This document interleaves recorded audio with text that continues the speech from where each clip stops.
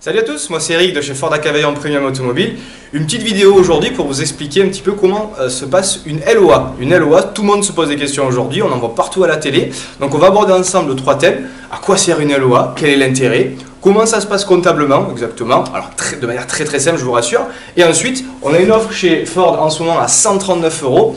Qu'est-ce que l'on a pour ce prix-là? Les options et quelle est l'issue du contrat? Donc je vous invite simplement à aller voir ce tableau très simple que j'ai fait en 5 minutes. Voilà, donc le tableau.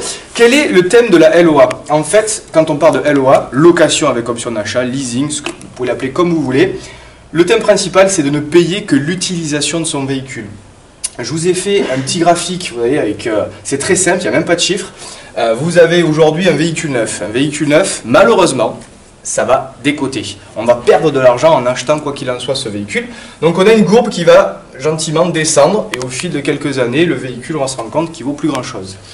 En même temps, on a ce qui s'appelle les frais d'entretien qui sont obligatoires. On va avoir des révisions, on va avoir peut-être des pannes ou autres. Donc les frais d'entretien qui vont augmenter. Et nous, on vous propose avec la LOA, eh bien, d'arriver aux alentours des 3 à 4 ans, de stopper ce contrat ici quand les deux valeurs sont presque au même niveau et de rechanger le véhicule et de rouler à chaque fois sur du neuf. Donc concrètement, on paye que l'utilisation, mais comptablement, comment ça se passe? C'est très simple. En dessous, je vous ai fait un schéma tout à fait simple. Un véhicule aujourd'hui que vous achetez 12 000 €, une petite citadine, ça vaut à peu près ce prix-là.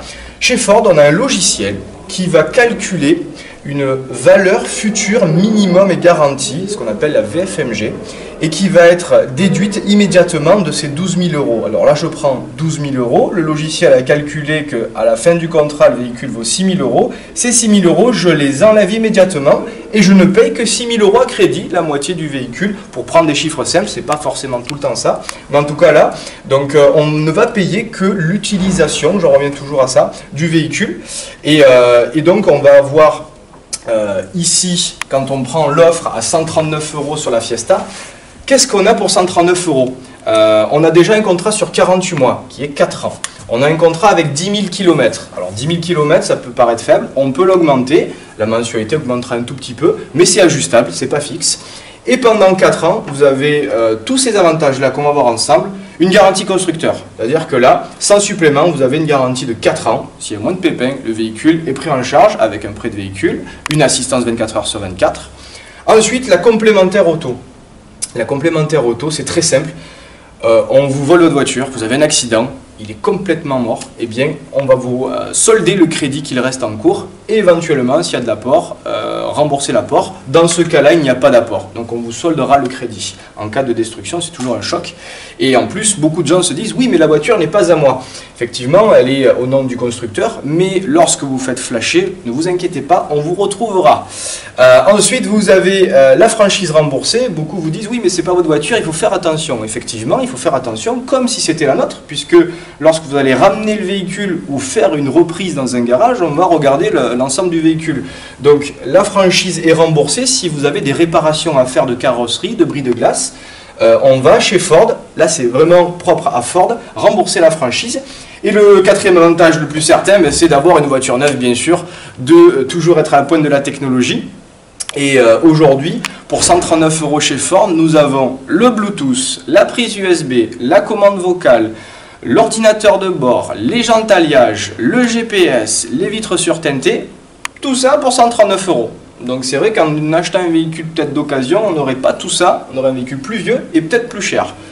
Donc qu'est-ce qui se passe à la fin de ce contrat? On a vu que le logiciel a calculé une valeur et que vous êtes donc libre de faire ce que vous voulez, c'est-à-dire l'option d'achat sur ce contrat-là est de 4 693 €.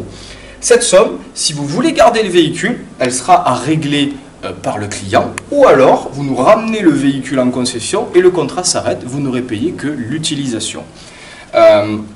Donc ensuite, les 4 693 €, si on les prend comptablement, qu'est-ce que ça donne? Eh bien, lorsque vous aurez payé vos 139 € plus les 4 693, on a un coût d'achat de 12 134 €, alors que le véhicule vaut 10 700 €. Donc ça nous fait un coût d'utilisation globalement sur 4 ans de 1 420 €. Trouvez-moi un crédit, que ce soit neuf ou d'occasion, qui vous coûte 1400 € pour 11 000 € globalement d'emprunter et qui comprend une garantie, une complémentaire auto, une franchise et surtout une voiture neuve.